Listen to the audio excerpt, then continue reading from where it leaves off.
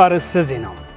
أب وردات تحتين مأخلان عدابيو نلعلي 10 عامات كان حتى خوينو تصنحة تقام قلقالو حيل إلكتريك كم زفتها بريزيدنت تادس ورده قليشو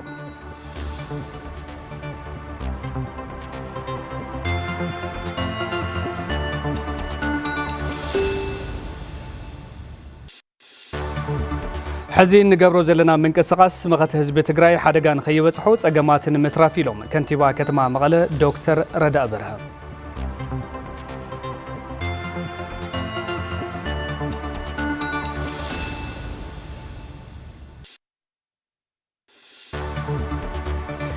ኢየሱስ ክርስቶስ በዝዕለት በህጽበተ ግረቢሉ ዘርአዩ ትሕትናን ፍቅርን ደቂ ሰባቱን ትምህርት ወሲዶም ንወገናቶም ፍቅርን ሓልየቱን ከርኢ ይግባእ ተባሂሉ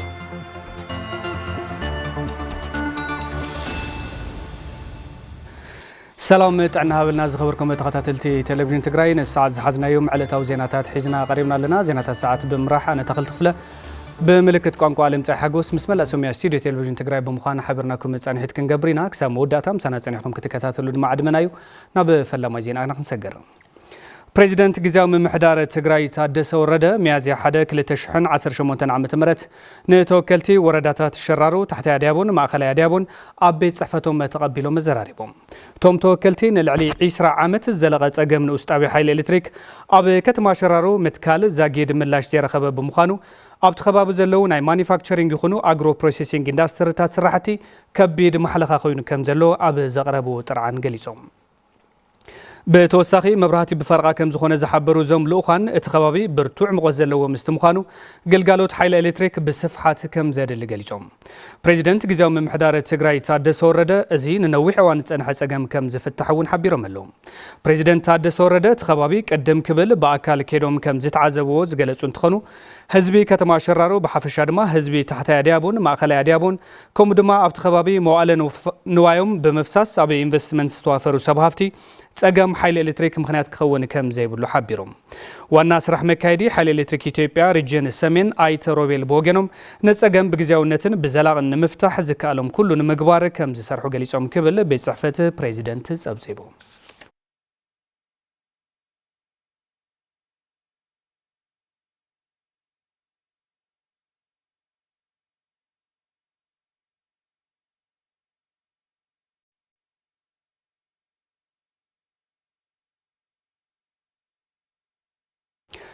حزي نقبرو زلنا من كسقاس مخت حزب تግራይ حدقان خيبصحو صقماتن مترافيلوم كنتيبا كتما مقله دكتور ردا برهام توم كنتيبا نززبلو نبرتي كتما مقله مسراوي تግራይ ግንባር ደቡብ حبيركان مسرحن متنخارن زعلم مدرخ اب حاولتي سوات اب زي تسالط لوانيو تسفاز قعس بتخاتيلو كم صعب دالي ولو دجنن ግንባርን متأثر زعلم مدرخ مخكر أب كتما مقالة ساليتو كنتيبا كتما مقالة دكتور ردا برها حزب تግራይ دحرت زخفلو مرير مسواتي ناب لمعاتن داغ محويتن كمل سكوا تسفان بيرون تنبره منግስቲ ኢትዮጵያ ግና استفلالو شرحታት እናፍሓሰ أب لعل تግራይ زبصحو ዝነበረ አጠናኺሩ ቆጽልሉ ከም ዘሎ የዘኻኸሩ በብዋኑ ሜላታት ናቃየሩ ትማሊ ዘይኸንበትዎ ናይ ጽንተት ስራሕቲ بستفلالي ملكعو أو زلعل هزوي قصل كم زلة أو نايخلاتنا نصرح له زلنا نريم زلنا نحكي بفلاي أو خلتشان 10 تندمات تجمر زنا ورا سلاحتاوي صنتت تطانا خيرو هزو تግራይ مدحان تكيركب شغطات كيركب نداد كيركب كوتاس نايزهي هاجر كم حانت تكللون خوينا كيترأ يسرح زلو سرحتي حبيت يوم أبل على حزب تግራይ صلالي زلو حدقا كمكت سلا زلو حزبن سراويتن تواديدون كسرحو كم زغبا زحبرو دكتور رداي اتحز زغبر زلو دلونت مخاته كوينات نمتراف كم زخونون يزاربو زمصا مسرتاو زبحالو كلهم صقمات كتكالخل كتمكت يقد سلا زخون حزن غور زلنا ننقساقس زلنا ناي مخاته غعزو بوانانت نزه زي حدقان كيوصحو صقماتن مترافيو زخونه يكون مدلاوات تنقبر خنات تترفيخا خنات نمولع يكون خايف خنات مترافيخا تدالو لذي نزي نقور زلنا خنات متراف سلام نمصاقن تباتاتنا زي خنس كم تلمود كلهم وداوتاتنا حزنا قبل عليك الساعة تحتي توديونا نايمخته سرحتنا نمسرح ህዝቢ ትግራይ ከም ህዝቢ ብሓድነት መኪቱ ዝተወረረ መሬቱ ከም ዘውሕስን ዝተመዛበለ ህዝቡ ከም ዝምልስን እውን እምነቶም ገሊጾም ዶክተር ረዳይ ኣብ ልዕሊ ህዝቢ ትግራይ ክበጽሕ ዝኽእል ኩሉ መዳይ ጽንተት ንምክልኻል ከም ሓደ ህዝቢ ረቢብና ሓድነትና ጣናኺርና ሙሉእ ግዝኣታዊ ሓድነትና አረጋግጽና ሙሉእ ዓርሰ ውሳናውና ከም ነረጋግጽ ኣይጠራጠርን ኣብቲ ንምትእሳር ደጀንን ግንባርን ዝተዳለወ መድረኽ ነበርቲ ከተማ መቐለ ኣባላትን ኣመራርሓን ሰራዊት ትግራይ ግንባር ደቡብን ደቡብ ምብራቕን ከምኡውን ካልኦት ኣመራርሓን ተረኺቦም መኺሮም እዮም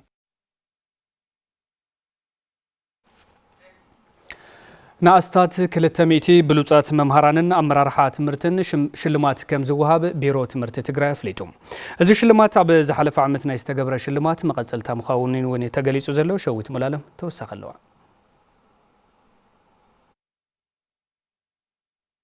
ቢሮ ትምህርቲ ትግራይ ዘርኡ ቢዝነስ ግሩፕን ኤጀንሲ መረኻብ ሓፋሽ ትግራይን ሽልማት ብሉጻት መምሃራን ዘርኡ ብዝብል ስያመ ኣብ ወርሒ ጉንበት 2018 ዓመተ ምህረት ንብሉጻት መምሃራንን ኣመራርሓ ትምህርትን ሽልማት ነፍልጦን ከም ዝወሃብ ሓቢሮም ከም ህዝቦም ካብ ዝበጽሖም ጸገም ከይሓወዩ ትውልድ ንምሕዋይ ይሰርሑ ዘለዉ መምሃራን ክብርን ኣፍልጦን መሃብ ከም ዘድሊ ሓላፊ ቢሮ ትምህርቲ ትግራይ ዶክተር ኪሮስ ጉዑሽ ይገልጹ መንግስቲ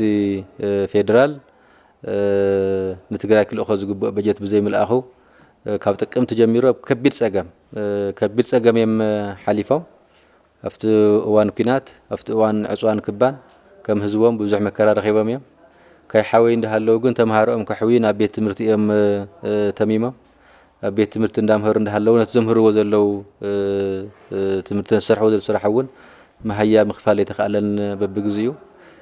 ሕዚ ሚያዝያ ሓደ እዩ መብዛሕትኡ መምህር ናይ መጋቢት ወርሒ ኣይተኸፈለን ክንዲ ዝኣክል መስዋዕቲ እንዳኸፈሉ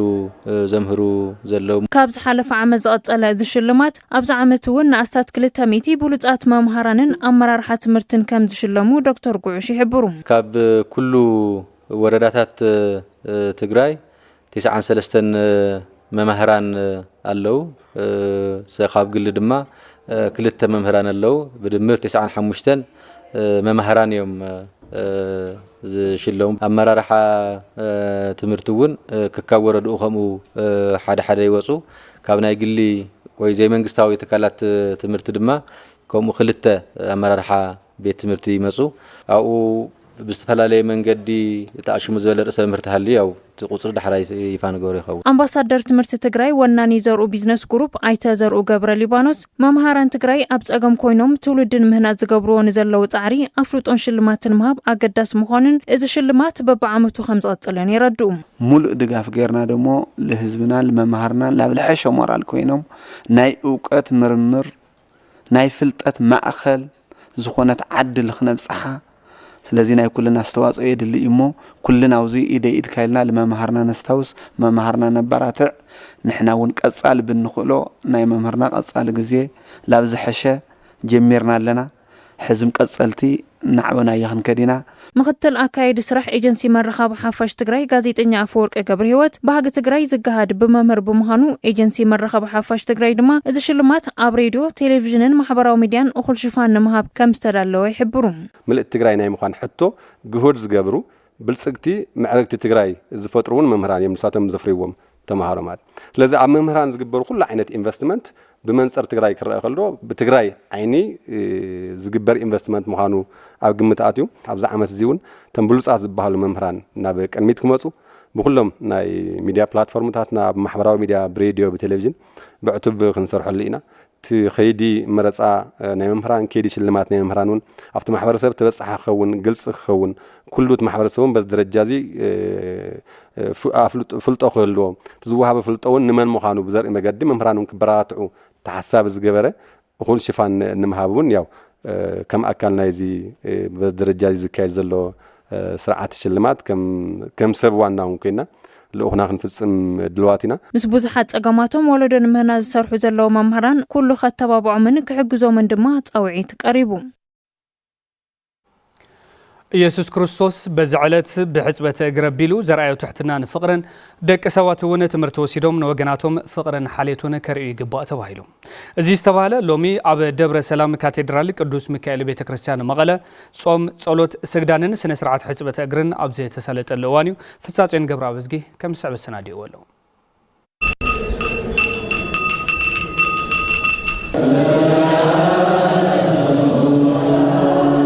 ሰሙነ ሕማማት ዕለት ሐሙስ ምልክት ትሕትናን ፍቕርን ኮይና መዓልቲ ምሕጻብ እግሪ ዝካየደላ ዕለት እያ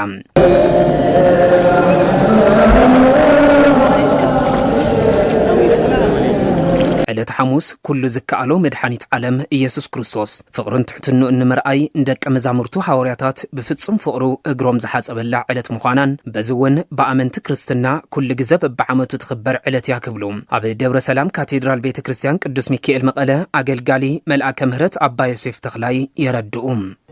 ሐሙስ ሎማዓንቲ ሕጽበተ እግሪ ነካይዶ ዘለና ጎይታና መድኃኒና ኢየሱስ ክርስቶስ ኣብዚ ዓለም እዚዩ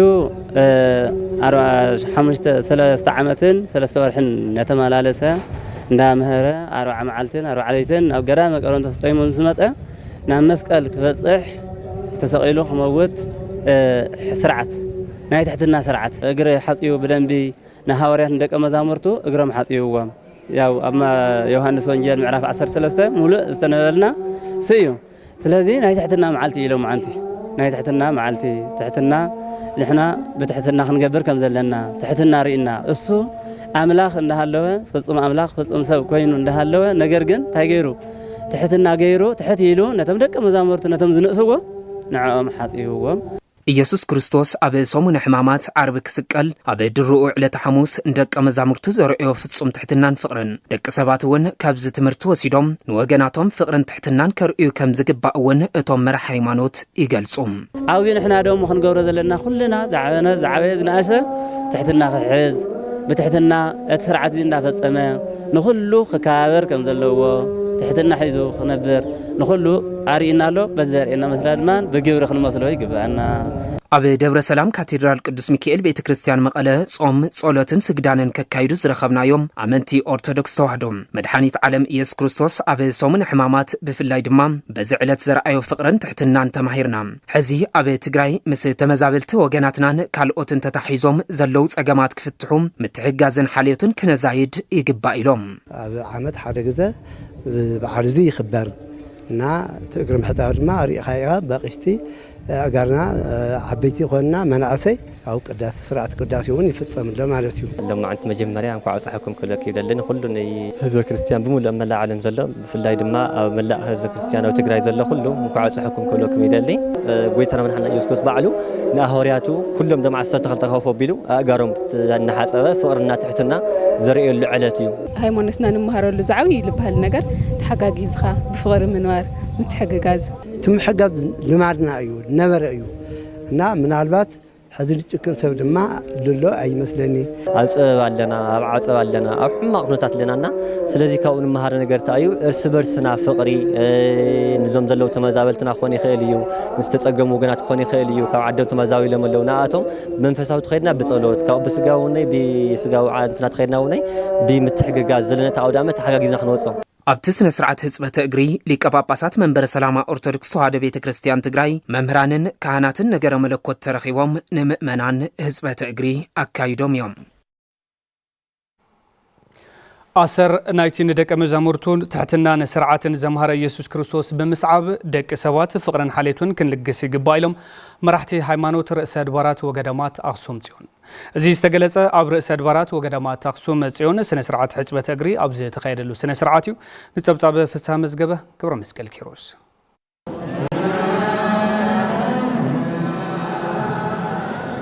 برئيس ሊቃነ ጳጳሳት ኦርቶዶክስ ተዋህዶ ቤተ ክርስቲያን ትግራይ እናተመርሐ ኣብ ርእሰ ኣድባራት ወገዳማት ኣኽሱም ጽዮን ስነ ስርዓት ጸሎት ሐሙስ ወይ ድማ ሕጽበተ እግሪ ብርክት ዝበለ ኣማኒ ኣብ ዝተረኸበሉ ተኻይዱ ሓላፊ ስብከተ ወንጌል ሃገረ ስብከት ዞባ ማእኸል ትግራይ ቆሞስ ኣባ ገብረ ጻድቕ ኣራፋይነ በዕለት ሐሙስ ጎይታ መድኃኒት ኢየሱስ ክርስቶስ ንደቀ መዛሙርቱ ዘርአዮ ትሕትናን ስርዓትን ኣመንቲ እውን ንኻልኦት ሓልዮትን ፍቕርን ብምልጋስ ክትግብርዎ ይግባእ ይብሉ ከመዝ ግበሩ ወከመዝ ንገሩ ከምዚ ዝገበርኩዎ ንዓኻትኩም ብትሕትና እግርኩም ከም ዝሓጸብኩም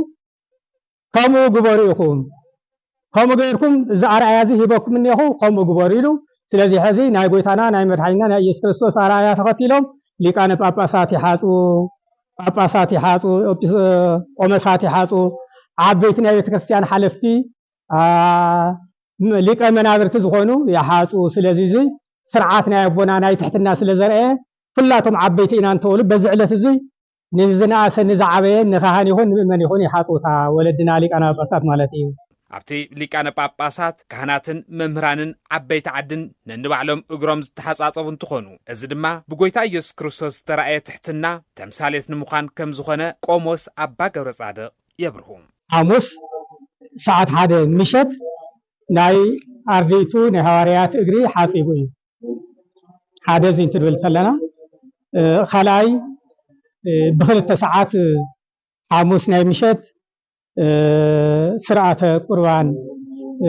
أريو مالتيو نار بوتانا تملسنا له أبي بارنت نيرنا نسأنت زرخونا له حدش شدي حدش سرعات نسأنت ذهبنا دحنا ذهبنا مسرت زخونا إلى تحمس مالتينا دحنتنا مسرتيه ببعمة زكاة سنة سرعة حسبة أجري كم زكاة ثلون بزوها بحيمانة واستمروا منفسه وعقبت كم سمع من زجالس رما أمنتي نبرتي كتما خصوم يوم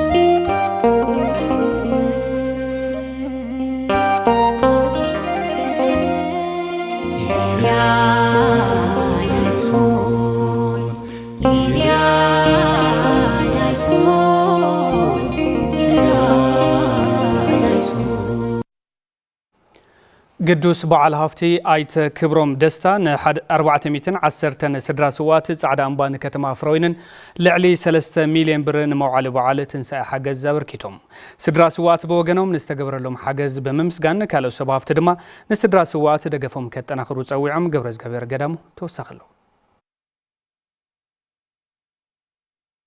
قدس بعل هفتي آيت كوروم دستا ن 410 سدرا سوات صعدا أنبان كتما فروينن لعلي 3 مليون بر موعل بعال تنسى حجز غيرهم نحد حدهم شوعات الشحبر دقاف كم سجبر زجلسو سدرا سوات بوجنهم زي تجبر لهم حجز بمسجن كالو سبعة دما نسدرا سوات جبر حجز تتنا خير قصدي جبايلهم ولدنا أيو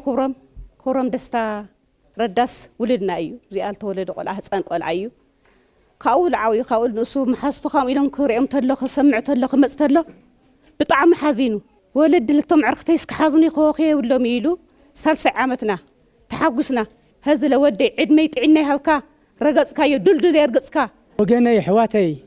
من عسى معوايه يلو حزينو نزوزني صدرا سوء سلسع عامتنا عامت هم زي غيرو ني مس زي ولم زلومي حاويسو نعود عامت اوكيو ولا ميلو لزخبر زي لا انا بعامت لا هانا لمصا املاخ أوزحو أصفحو أكفحو يهابو خوري هابدنا يقنيرنا إذا حجز جنزب ترى زي كنا جاكانونا نهزبهم كبلو هيوتهم خفيلهم يمزبولهم على هفتي كبرهم دستان صدروا من إذا حجز دما بقص النت أنا خيرهم كم زقطوا تزاربهم بزحينا صدرا سواتنا نخلو أتقلاي 410 حد صدرا سوات دما شو عتشح طلع لنا 3 مليون ما كدير صار ساعة عمتي لهم عندي ودي كرم دستا قد يسرع له لا علي يسرع له بزوح لا انا كنت مسجونو لا انا كنت تشوچو لا انا ادكن نسو اي قبال تابزي اخفنا لا زلناون نياتهم سلنا ياتميو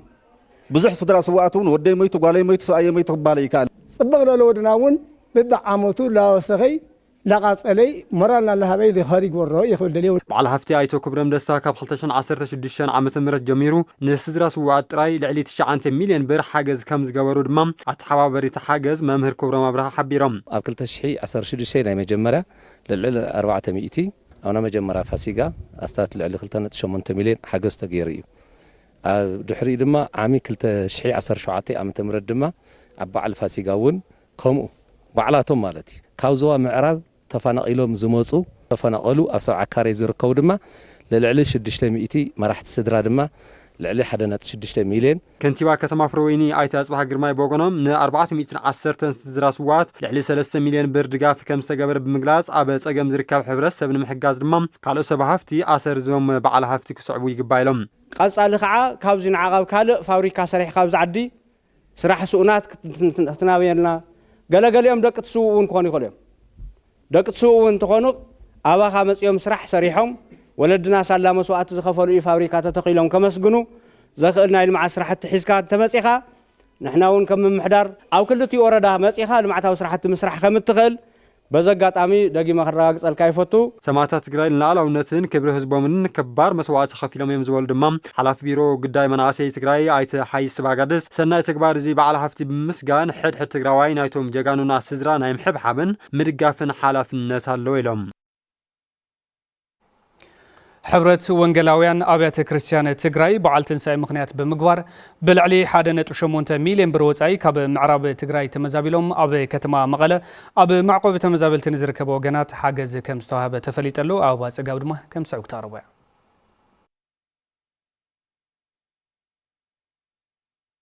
حبرت وانجلاويان أبيات كريستيانات تجراي بعلتن ساي مخنيات بمقبار كاب معرب تجراي تمزابيلهم أب معقوب تمزابيل تسبع كاري أبيات أن مغلن عد حوسي بيت تمرتي معقوب تمزابيلتن نزر كبوجنات حاجز كم زجبرة أفليتهم حاجز تجبر لهم تمزابيلت وجنات نستجبر لهم حاجز بمسكان زلا مفتح أجامهم نعم ربتهم مملاس مخانو قليصهم لا مرقصو نعنا تدقفوا لهم بطعمينا نمسجن زود عمت زين إحنا نعنا يلم سعيرهم زمصوه بطعمي يدس لنا تحقسنا نوعلنا مصدقنا مصدرنا بطعمي إذا مسجنهم لكل الناس هم يكون لكلنا هم يكون تحجز كم تنحنا رخونا يزيرخو نزلوا حواتنا خمانا زولون نخرخو تصفى نقبر عدنا سلام يورنا أستاذ نورنا بوتارمخ نملس يورنا أملاك أكابي بورد حبرت وانجلاويان أبيات كريستيانات تجراي هايلاي برهانة التحجز أبو أي كابزر كبو كاتيك أمريكا أمنت وانجيل استرخب حجز كم زخانة بمجلس نعم مربتهم كساب زملسو كله بزخالون كحجزهم يحبرون كاتيك أمريكا زركبو أمنتي حبرت وانجلاويان بمتحوار كبابي 1 مليون زود في نوعنا نخلت 209 مرحلة صدرا 25 كيلو لما علتي نعدل زلنا زي نشتي حاجز كم زخنا كله ترديو كله زخاله كله جبار سناي كله زملكوتا أكلون نزم حبرسب زي تخرج كولو كحجزه بزعبي خا سلاما عرفت رخيوم نعبربتهم تمليسهم من نبابرهم رؤسهم زمر حلو نغنا نخالي يسترفلو جيزه كون لهم نمنا بريزيدنت حبرت وانجلاويان أبيات كريستيانات تجراي مجابي أبراهام ولد جبريل بمتحبار جاتي كندا استجبر حجز كم زخنا بمجلس بحال متحجز كنعبي على النايبلوم مقالة عنات أبيا لثمانية زخنو سدرا مرحتي 25 كيلو حروجن 1 لتر زيتن عديلنا حيزون نميتي مرحت سدرا 25 كيلون 1 لتر زيتن نعدل لنا إذا حجز زي لعلي 800 شح وصعي زتجبر له حاجزيو مالت تفنقلوا وجناتنا كسابنا مربتهم زملسو كسابتي حقنيا مفتح زرخبو ابزلو وبوتا تيطميو تيعرقو خصان حلو زخلو كونتات مفتار يدل مالتي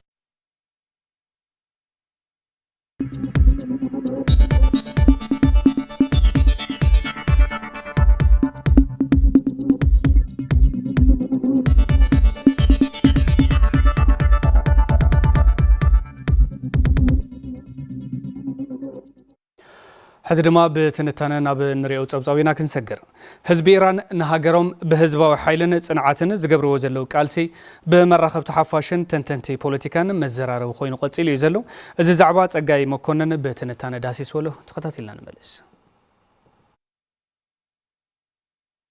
تاريخاوي دحر بايتا ግጭት أمريكا إسرائيل إيران عزيز تحلالخن عشرات عامات زقصلن كم زخونه يزنገረሉም بأقواطر أوروباوያን قدم 1979 ኣብ ዝነበሩ ዓመታት إيران ሓንቲ ካፕተን ቀንዲ መሓዙት أمريكان إسرائيልን ኣብ ማእከላይ ምብራቅ ምንባራ ዘነፀራ ማዕከናት ዜና ዓለም ይኹን ደኣምበር እቲ ብኣያቱላህ ካማኒ ዝምራሕ ሰውራ إيران ምስተኻይደ ግና ኩሉ ዝነበረ ዝምድና ብቅጽበት ክሕርፍፍ ከም ዝጀመረ እዩ ዝንገረሉ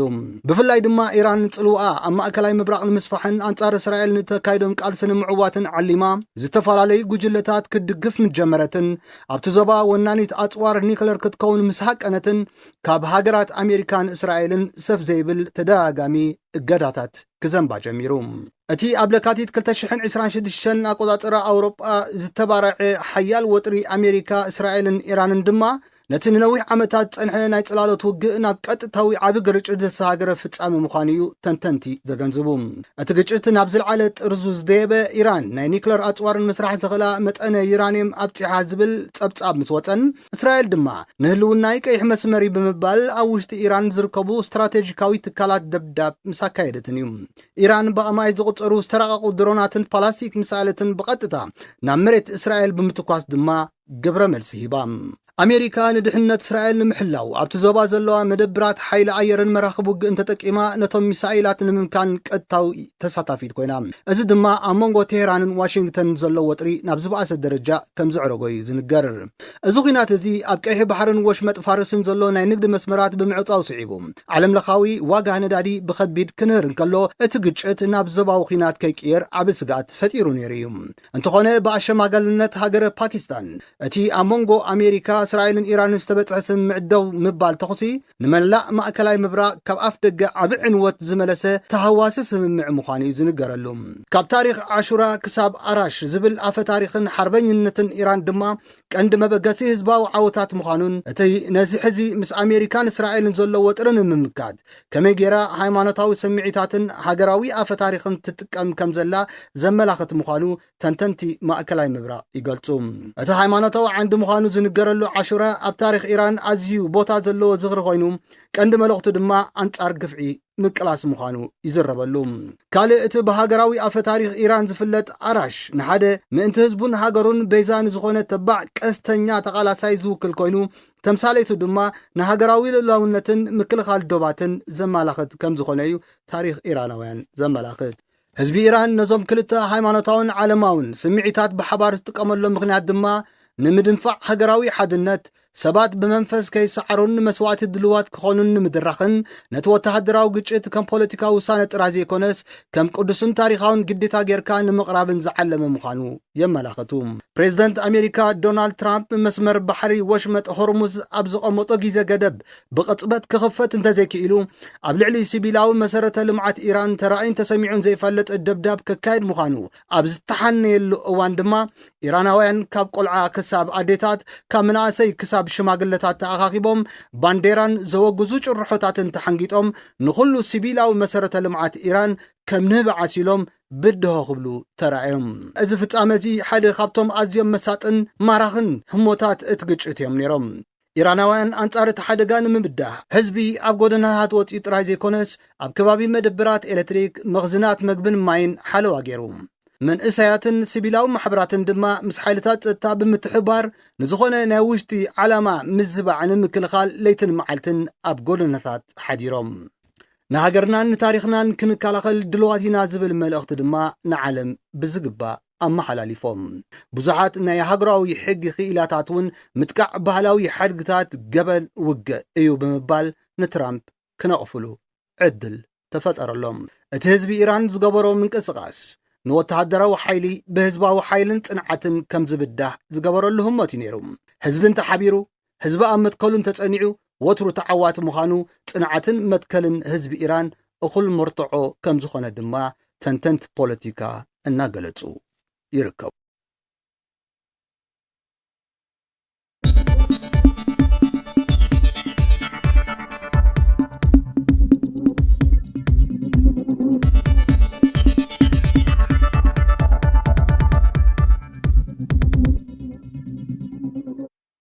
زينات التلفزيون تقرأ مكتال تركب زخوركم تملكتنا سعيبو تصوت سبورت زعلتينا وخم كقرب تصوت سبورت وش تعدن وساندما تحرز حصار مسجاجريت مسارحتنا تخص حجوز حزلنا تقرب خبرنا مكتال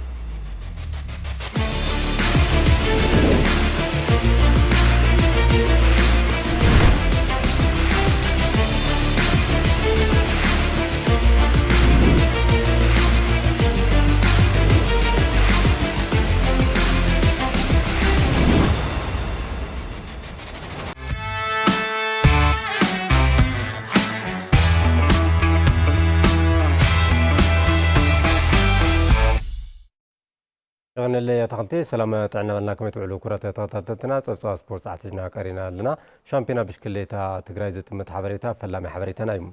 أبي شامبيونا بشكليتا تجراي بدك أنستيو مراويتي حدش بدك توعتي دما أماني البرهانة تعودت خوينا ملو يوانس الشبر كم كتم عد جرات الأخوة صفصا يصعب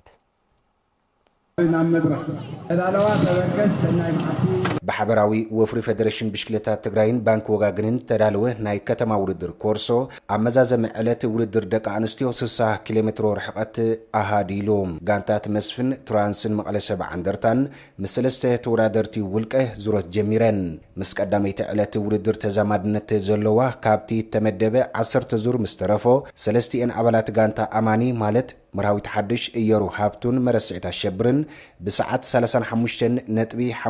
كيلومتر بمحنباب نتا رابعيتن مزازميتن مدرخ دحري 1 ساعة 4 دقائق 47 كالئيتن إيرو هافتو مرسعتا شبرن مراوي تحدشن بقدم صعب مسرع حنصاص عليبان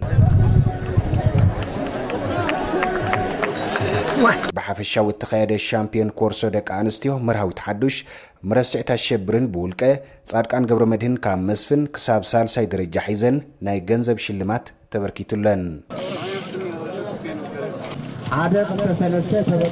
أبت التلم ده مسمر موبيل بياسا مقابر اسلام 8 كيلومتر معصوي وددر دق تبعتيو 40 حدن تقدمتي زيروم كملسو تلاقيهم 46 زور مستسرعلم دانيال طعمه كاب ولوالو مدحاني تاديس ندحرويتي صاقتي تمرت ودادرتي 6 غانتات نايركبن ملእخت غديفو مسنفصه مورال حيالو يدغفتي قديمو كقمس بقعم هلخ غانتات نابر خمس كده بناي حصير نهرس كاتو كسغواغودو ترايوم نحنا معبله كبروم هابتاي كاب ترانس ግርማ ዓለም አረጋዊ ካብ ወልዋሎ መድሓኒት አዲስ አማኒ البرهانه ካብ ጉና ብስልሳው ስካቶ ንውድድር ከተማ ዓድግራት ግርማ አልበስዎም አሳት ሻዕተ ዙራት ምስዘለቁ አማኒ البرهانه ደንጎም ዘርከቡ ደስበለ ሃብታይ ገብረ መድህን ገብረ እግዚአብሔር ሰምረ ወልዳይ ብዛዮ ተስፉን ተሻሪኹ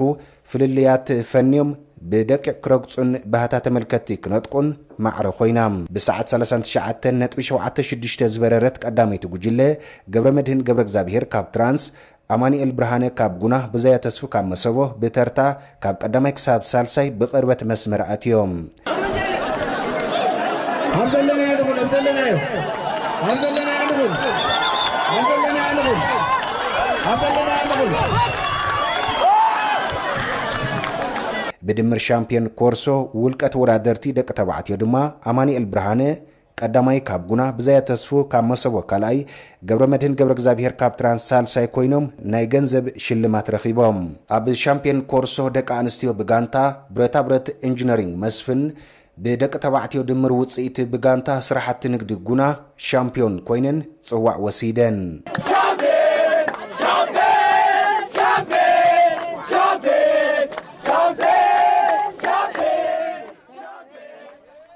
بتمساسل زينا بشامبيونا بشكليتا تግራይ ዝምዝገብ ዘሎ ውጽኢት ንቀጻሊ ሓጋዛይ ከም ዝኾነ ተቀዳደምትን አሰልጠንትን ድሕሪ ዝተኻየዱ ውድድራት ርእይቶም እዮም ዮሐንስ ተሸብር ሕጂውን ተወሳኽሎ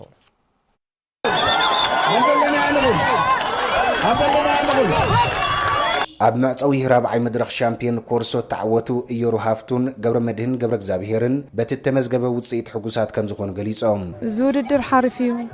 ቢያንስ ካብዚ ናይ ቅድሚ ሕዚ 3 ጋንታ ኮንካ ትጫወተና 4 ጋንታ ኮንካ ትጫወተስ ፍሊለ ብለስ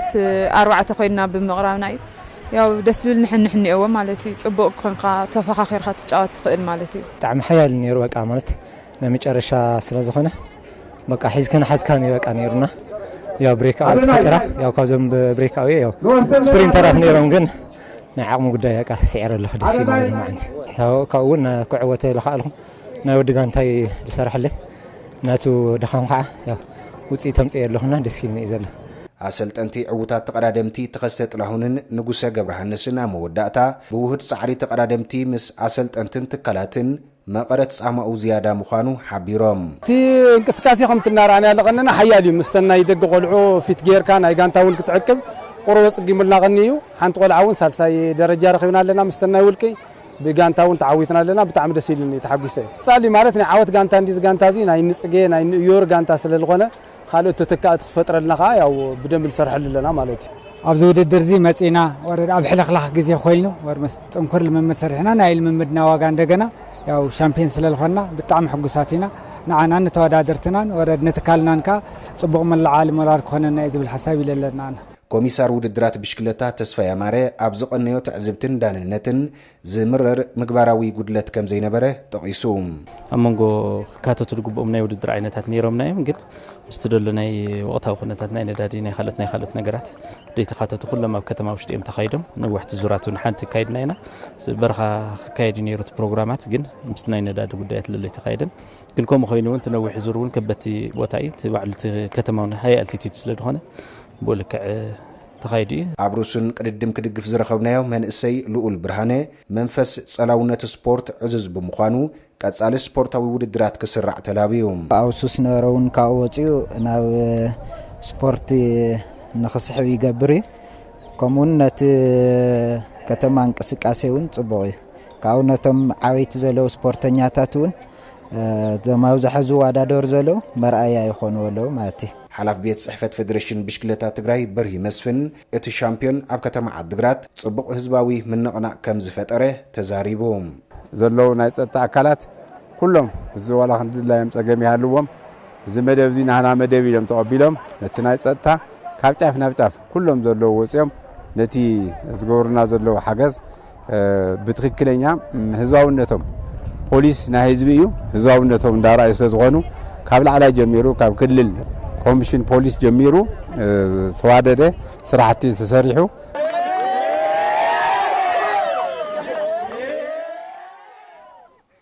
ናብ ሓፀርቲ ሓበሬታታት ክንሰግር ኣብ መበል 17 ግጥማት ላዕለዋይ ሊግ ኢትዮጵያ ጋንታ ሶሎዳ ዓድዋ ነጥቢ ተመቒላ ወፂያ ምስ ሃላባ ከተማ ግጥማ ዘካየደት ጋንታ ሶሎዳ ዓድዋ ባዶ ዝኾነ ውፅኢት እያ ፅወት ኣዛዚማ ዛጊረብ ዘካየደቶም 16 ግጥማት ድማ 18 ነጥቢ ዋህሊላም ኣብ 7ይ ተርታ ተቐሚጣ ኣላ ሃላባ ከተማ 17 ፀወታታት ተሰለይጣም ብ35 ነጥቢ እውን ንምድብ ላዕለዋይ ሊግ ትመርሕ ዘላ ጋንታ እያ ኣብዚ ምድብ እዚ ዕለተ ዓርቢ ኣዲስ ኣበባ ከተማ ምስ ደሴ ከተማ ንፋስ ስልክ ላፍቶ ምስ አዲስ ከተማ ከመውን ስሉልታ ክፍለ ከተማ ምስ ቦዲቲ ከተማ ጾተን ከሳልጠን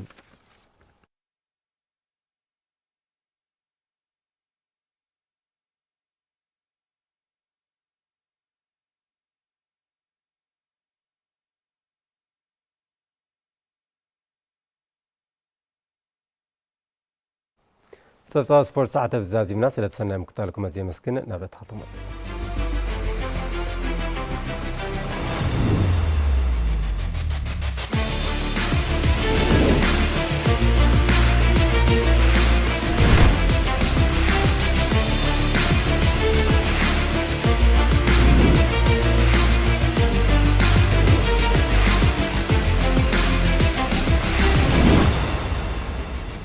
يغنيلنا تخسته صوصوات سبورت تخاتيلنا تمليسنا زخبركم تملكتنا على توزيناتنا دمو بزينا كنزازم مسلت مكتالكم كبرت يابلنا ببزلغمو بروح مشات